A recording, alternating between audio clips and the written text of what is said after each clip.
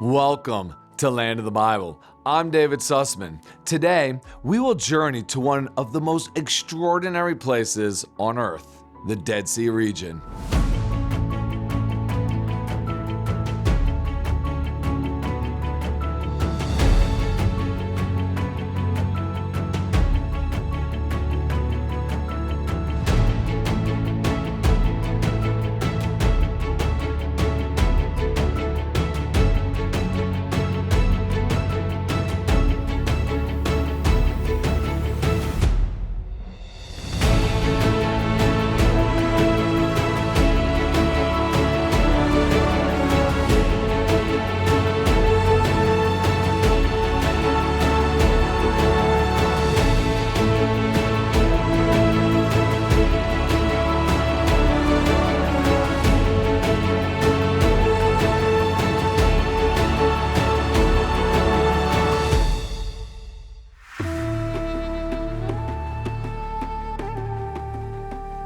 The Dead Sea sits at the lowest point on the surface of the planet, over 1,400 feet below sea level, along a massive tectonic fault known as the Syrian-African Rift. And here in the Judean desert has carved out a landscape of raw, powerful beauty. The salt-laden waters of the Dead Sea are so dense, you float effortlessly, while the surrounding sinkholes, salt formations, and mineral deposits shift and reshape the land in real time. So join me as we spend a day exploring the geology, ecology, and wild beauty of the Dead Sea region, a place where heaven and earth feel impossibly close.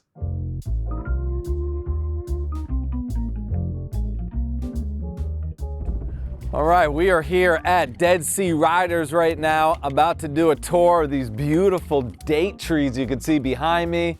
Got a very, very special way to really touch upon the nature here in the Dead Sea. We're gonna see this antiquity from the Hashmonean period, the story of Hanukkah, an ancient port, of course, the epic views of the Dead Sea, the Kidron Valley behind me. Let's head out now with Dead Sea Riders for this amazing tour of the nature here in the Dead Sea.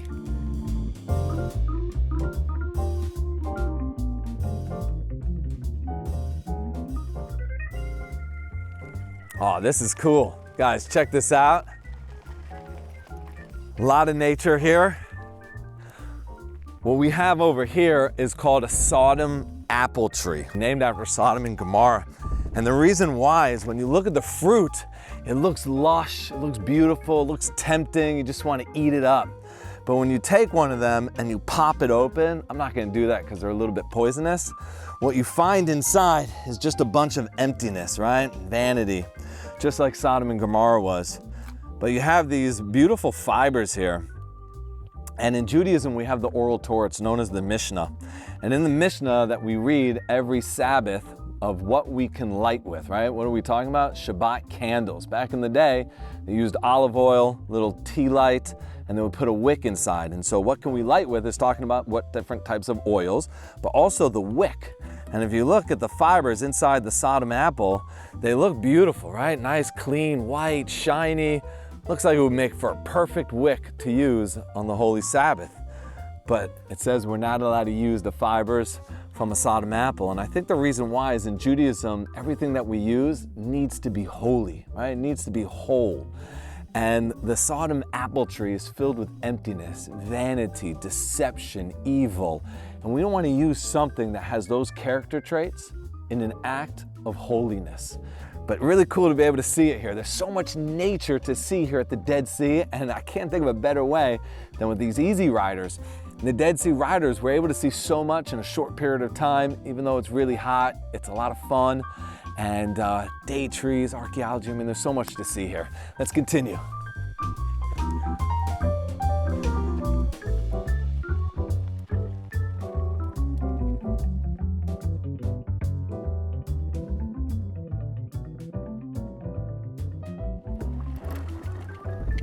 So the date trees that we're in right now, there's actually 3 different kinds of dates that grow here in the Dead Sea.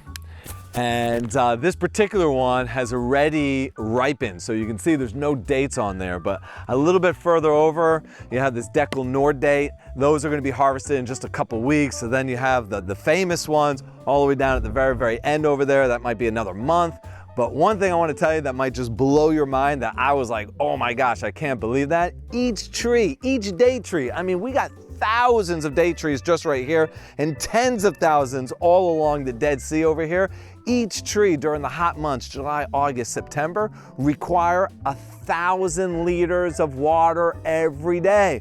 We are in one of the driest deserts in all of Israel. Where is all this water coming from? So again, that incredible Israeli ingenuity. What are we gonna do? How are we gonna make the desert bloom? We recycle wastewater. That's right, we recycle the wastewater, we filter it, we purify it, and we use it to irrigate the date fields here at the Dead Sea. Now, we just celebrated the holiday of Sukkot, the Feast of Tabernacles here in Israel. And if you can look up, you can see all the branches that have been cut. They've been cut so that people can use that as what we call schach, right? The covering on top of that tabernacle, on top of that booth, or what we call in Hebrew, the sukkah. We take a branch from the date tree called a lulav. It's that spine, it's that central one that grows right up. We cut it and everybody shakes it in all different directions. We dance with it, we dance with God. We celebrate the Torah, we celebrate His love, and we celebrate the humanity and the unity of all of mankind. This is awesome to be able to see where all of that schach, the covering for the sukkah, and where the lulav comes from, where the date comes from, and how much water they need. This is awesome. Let's continue as we adventure with our easy riders. Okay, we'll see ya.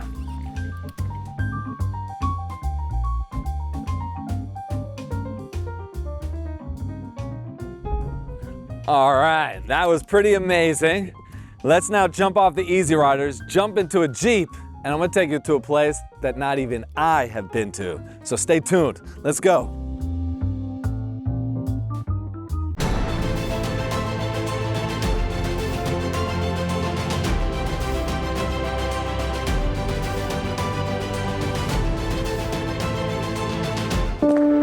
Imagine walking where Jesus walked, where faith comes to life. Feel the Bible story unfold around you, from the green Galilee to Jerusalem's ancient streets. Experience the serene and welcoming land of the Bible, where miracles happen. Put your heart where His footsteps are. Visit Israel.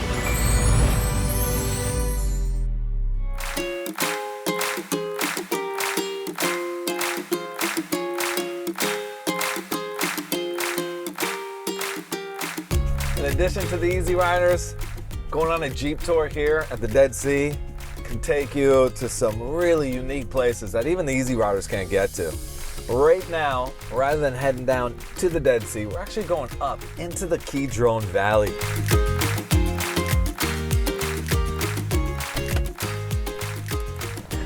Wow, that was a lot of fun, riding in the Jeep over the big rocks, coming up above the Dead Sea. But what's even better than that is that I'm standing right now in front of the Kidron Valley. I know a lot of you must know the Kidron Valley because it's the valley that separates the Temple Mount in Jerusalem, Mount Moriah, and the Mount of Olives. So when you're standing on the Mount of Olives, looking out onto where the temple stood, that valley that sits in between those two mountains is the Kidron Valley.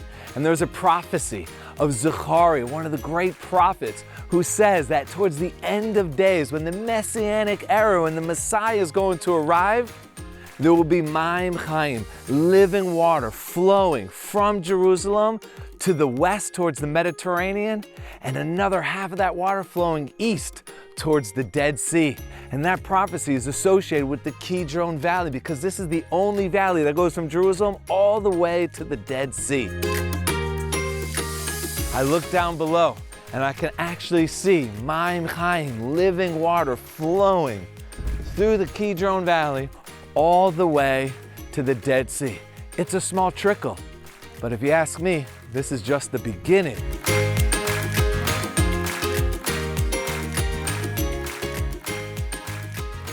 But our Jeep tour is not over, so come with me as we continue to adventure here, seeing the beautiful nature of the Dead Sea.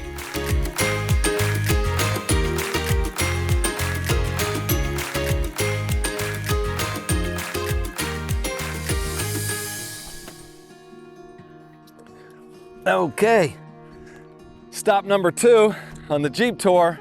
We're going on the famous cakewalk here at the Dead Sea. Why the cakewalk? You're about to find out.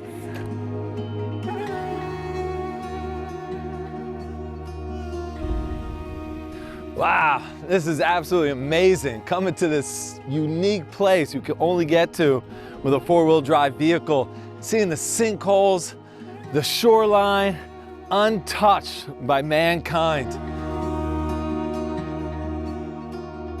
Wow, this is awesome. This is literally different than the last time I was here. And the reason why is that the Dead Sea evaporates. Literally, they lose 3 feet, a meter of water every year. So the shoreline here changes all the time. But what we're looking at is, you can see over there, you can see there's like a little cave. It's actually a tunnel that goes to one of the sinkholes that collects the fresh water, brings it out here to the Dead Sea. Fresh water is lighter than the salt water, and this is, as we said before, the most salinated body of water in the entire world. It's hypersalinated. The fresh water literally comes straight up from the bottom of the Dead Sea all the way through, straight up. And where the salt water and the fresh water meet, minerals start to form all around it, and then the salt around the minerals. And you get these chimneys, and if you go out there and you see one of the fresh chimneys, you can still see the hole in the top where the fresh water used to come up. You know what? Let's get a closer look at some of these chimneys, because these formations are literally out of this world. Come with me. Man, this is off the beaten track. Anybody wants to come and experience this, just look up Cakewalk, Dead Sea.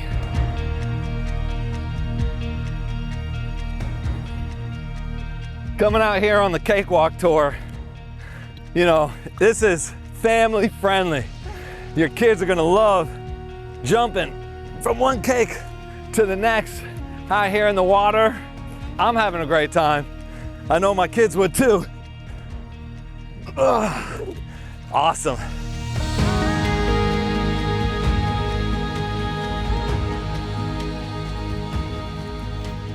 We have a saying here in Israel, Sof Haderech, the end of the path, the furthest point. You can't get further away than this, the lowest place on earth, right here on a chimney that was submerged in water just a short while ago. This is beautiful.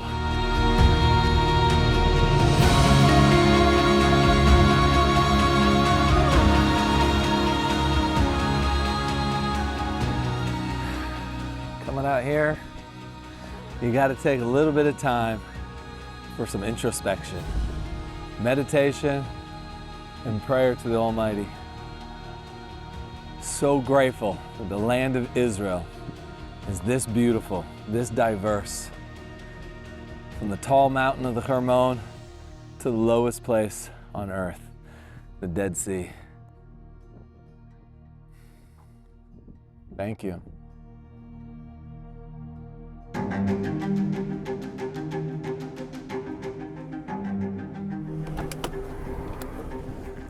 All right, for our last stop here on this Jeep tour along the Dead Sea, I promised you a place that not even I have been to. It's not open to the public yet, and now I'm talking about this ancient port here. I know, when you think of ports, you think of the Mediterranean, the Atlantic, the Pacific, the Caribbean, but imagine 2,000 plus years ago, the Second Temple period, Judea still stood. It was part of the Roman Empire, and the Dead Sea, even without fish and as salty as it is, was extremely valuable. The reason why is you had natural tar that floated on the surface of the Dead Sea that they would skim off the top and ship it out for waterproofing, for the Roman roads.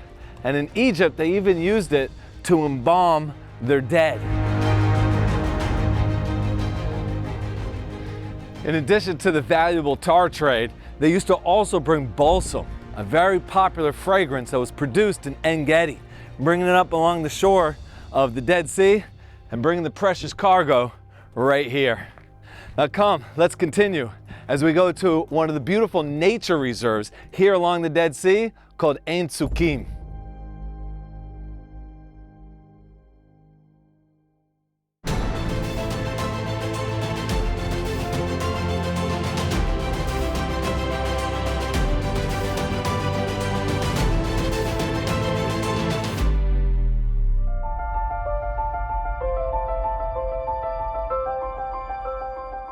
Welcome to Einot Tzukim, one of the greatest hidden gems here at the Dead Sea. This place has an abundant amount of natural springs, over 200 species of birds that migrate through here, as well as an abundant amount of ruins here that date back to the Second Temple period.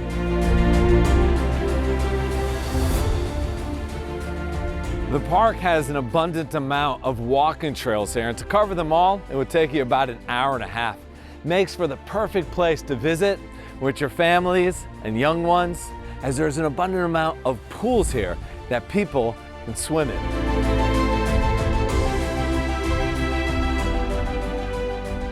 So where does all this fresh water come from?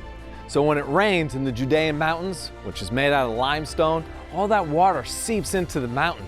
But when it gets to the Dead Sea Basin, which is mostly clay, the water with the pressure of everything above it spits out into these massive springs. Over 70 million cubits of water is located right here in Einot Tzukim.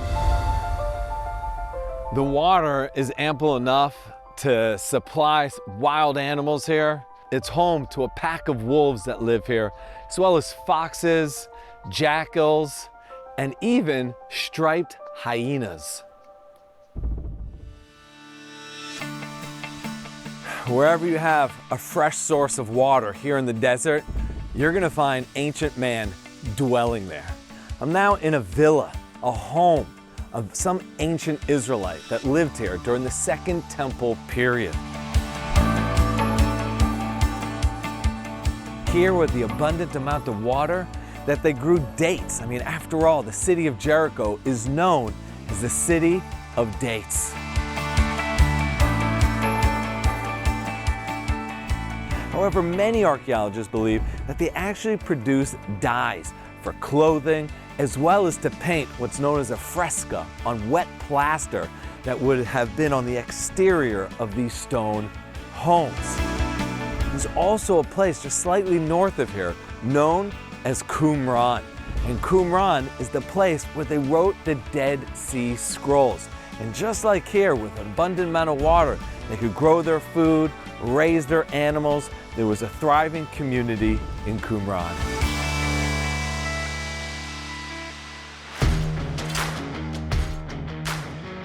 If you don't remember anything I said in this really gorgeous nature reserve, don't worry. When you come here with the price of admission, they have an awesome multimedia presentation inside that tells you the history from the people who lived here, how they used the water, and of course, the incredible nature and all the animals you can see here. So come with me.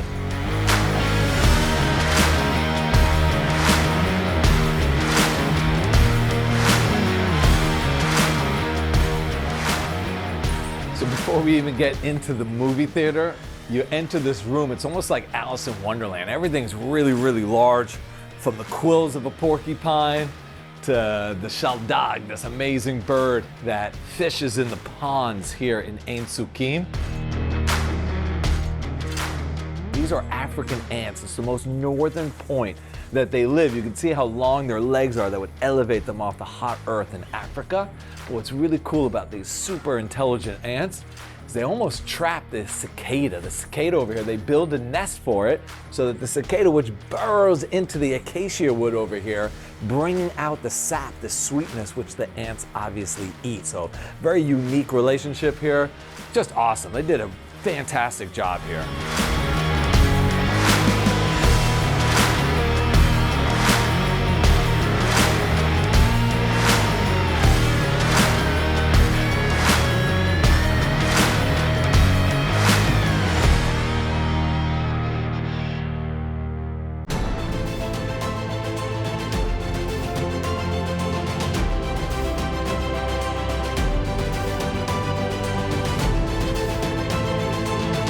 I will bless those who bless you, God promised Abraham.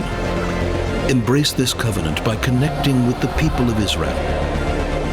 From Jerusalem's stones to Galilee's shores, experience living faith through their traditions and hospitality.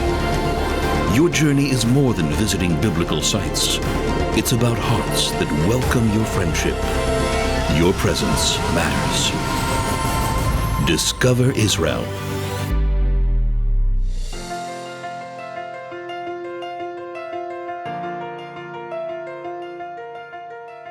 One can't talk about the nature of the Dead Sea without visiting Ein Gedi, the most famous nature reserve / national park in the Dead Sea Basin, with Mount Yishai behind me rising up. And who's Yishai? Jesse in English, the father of none other than King David. Let's talk a little bit about King David as we hike up this trail towards some of the waterfalls here in Ein Gedi.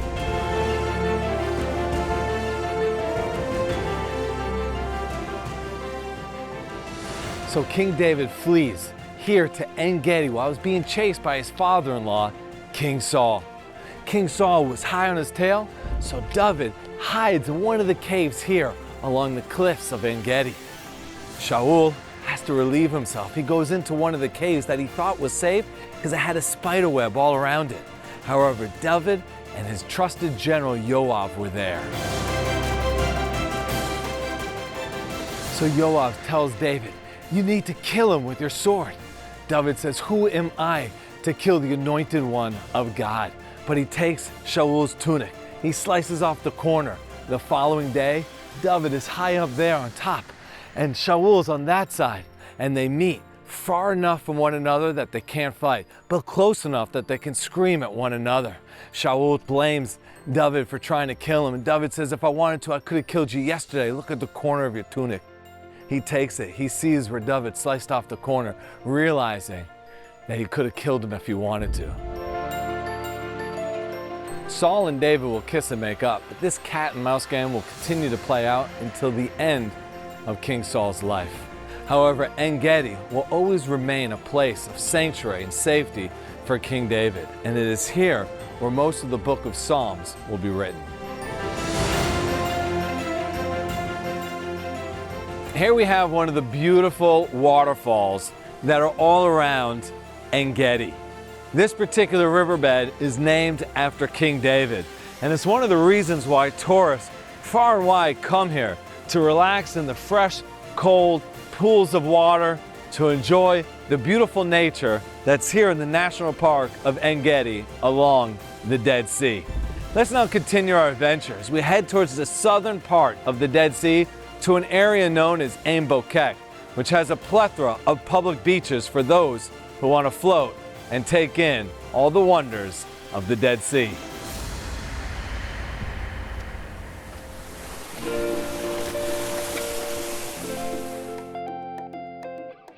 Let's face it, the most incredible natural phenomenon here at the Dead Sea is, well, the Dead Sea.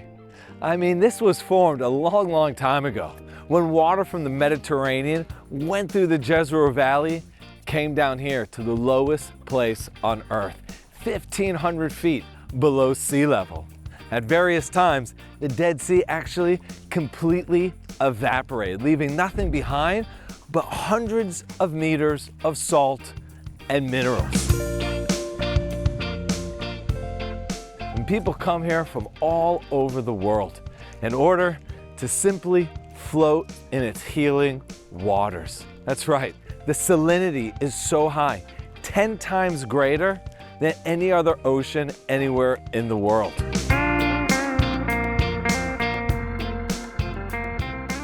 But it's not just the excitement of feeling the weightlessness in the Dead Sea. It also has incredible healing properties. King Herod built a healing resort here 2,000 years ago. Cleopatra wanted her cosmetics made with the minerals of the Dead Sea. Here in Israel, people will be prescribed time at the Dead Sea to heal eczema, psoriasis, arthritis, because of its incredible qualities. But for tourists, The most exciting thing about coming here to the Dead Sea is coming and grabbing some of the mud and smearing it all over their body, because the mud also has all of those minerals, the calcium, the potassium, the bromide. And as it dries, it'll suck out all the impurities. And when you wash it off, the only thing that's left behind is the oil from the Dead Sea. This is an awesome place to visit, a one-of-a-kind experience. So on your next visit to Israel, make sure to come to the Dead Sea.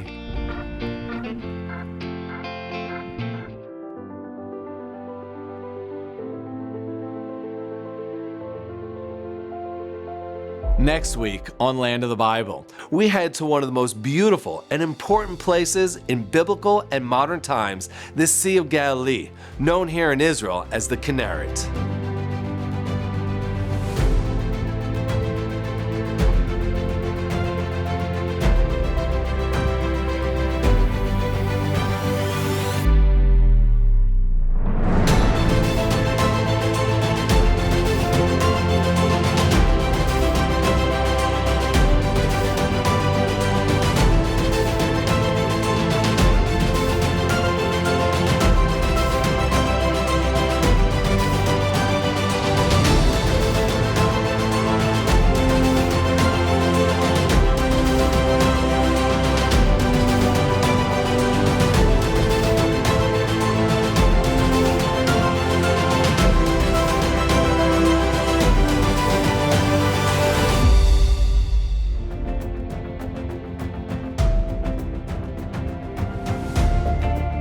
The Dead Sea is one of the most extraordinary places on earth. It's a place of beauty, mystery, and healing. Thank you for joining us, and make sure to join us next time as we connect you to the people, places, and land of the Bible.